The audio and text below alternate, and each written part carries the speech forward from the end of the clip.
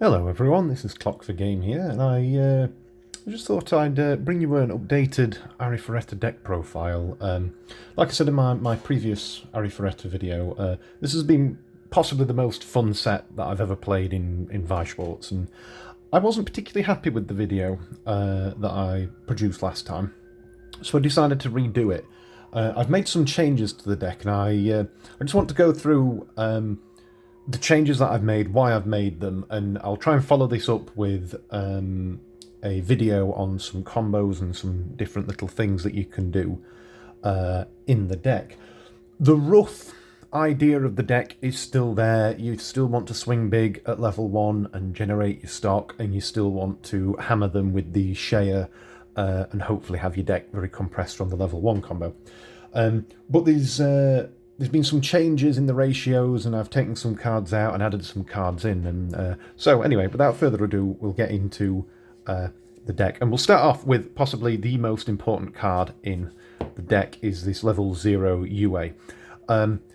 This is a drop searcher, but it also, on reverse, it goes to memory. And when it's in memory, it allows your level 1 combo to be active. So my tip for you would be, when you begin the game, you want to make sure, you want to do everything you can to make sure you've got at least one copy of these in your hand, and do everything you can to try and get this reversed so it can go into memory. You really want to watch out for the level 0, stock bombs or bottom of deck bombs and things like that. So you want to try and at least have one copy, if not 2 copies, in your hand. And there'll be a few cards in here that I use to try and salvage this out as well, if things do go wrong. So the next card is the Hajime. This is a absolutely busted card. I love this card. When you play it, it becomes 3k. And on play and on death, when it hits the rating room, you can pay 1, take a damage to salvage 1. So it's a salvage Ricky. This is an incredibly good card. I like this card a lot. Very expensive as well if you want to try and get hold of individual copies of them, because this card is literally run in every single Arifureta deck. It's just too good. Though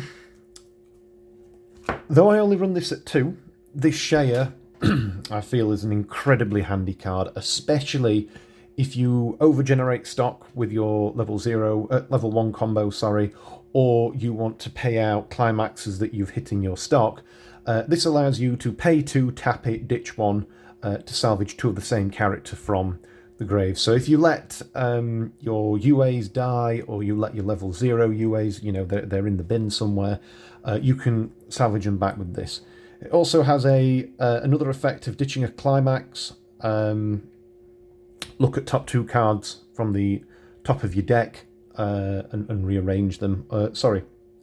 It's add and ditch to waiting room. So it's quite good hand filter as well. And this is on if your character reveals a climax on attack. So apologies, I missed that part out. But you hardly ever use that effect. You mostly use this card for the pay 2, tap, ditch and salvage. Extremely good card. And now we come to the best brainstorm in the set. Put the SP at the front so everyone can enjoy it. Salvage brainstorm, which is great, but then also it's tap this card, pay 2, heal 1. This can be really handy for just healing some back if you take a lot of damage in the early game, or even in the late game as well. You may be able to Hajime Ricky to salvage something, then tap the Kaori to heal 1 back. This is a card that I've got mixed feelings about, but it's actually been coming in quite handy now. I've ran it at 4. This is a bomb card, and it can kill up to the level of how many of copies of itself are in the graveyard. So let's say you've got 1 copy in the graveyard, or in the waiting room, and you've got this card on board, you can still kill your opponent's level 1 as long as you've got another copy of this in the waiting room. Quite handy. I like it quite a lot. And then you have your UA Climax Swapper. Sometimes, I don't find it very often in this deck, but sometimes you can end up needing this. This is especially handy for getting the 2 soul climax when you've triggered a gold bar. And that's it for that card, really. This is a nice bit of a tech that I like. It reveals a card from the top of your deck. If it's a character or an event, add it to hand, ditch one. So it's a nice bit of hand filter, and you can ditch a climax to salvage a card. It's just very, very handy at all points in the game. And then 2 personal techs that I like here. This ICO is a bit of a stock gen. So when it's played, you can ditch a card to stock from your hand. This allows you to get rid of that gold bar and then pay it out immediately with something. And you can clock a character to look at the top 4 cards of your deck and add 1. This is a free fresh. These shares are incredibly hard to get hold of. I really had a pain to get hold of just this one copy. But it's a free fresh, and my goodness, this comes in handy so much, especially when you've triggered a load of climaxes or hit a load of climaxes. Moving on to the level 1 combos. This is self-explanatory for anyone who's played against Arifureta. When damage is cancelled, you can bounce this card back to your hand. That's an off-climax combo. The climax combo is if your opponent cancels damage, you can stock 2 from your waiting room, look at the top 4 cards of your deck, add a character, and then you can choose on the off-climax combo whether to bounce this back to your hand. I love this combo, I really do.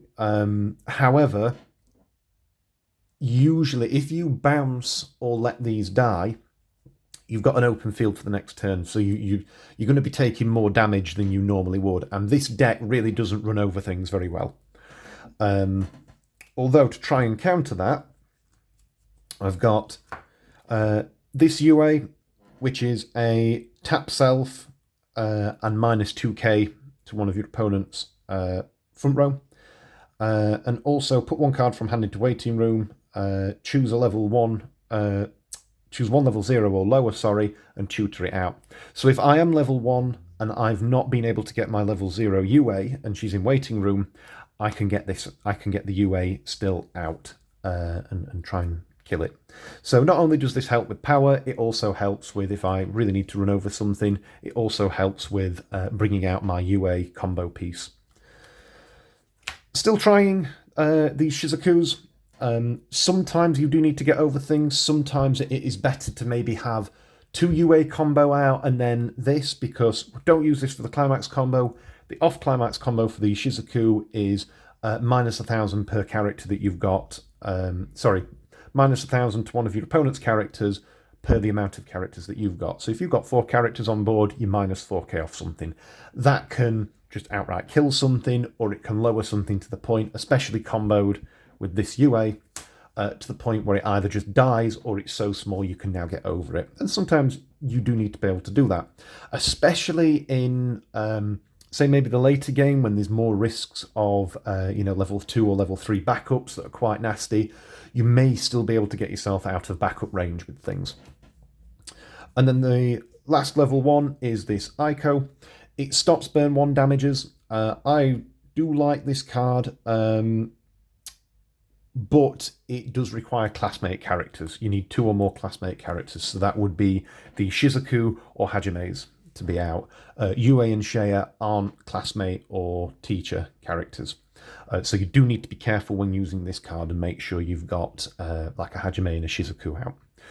But it is very, very handy tech card nonetheless.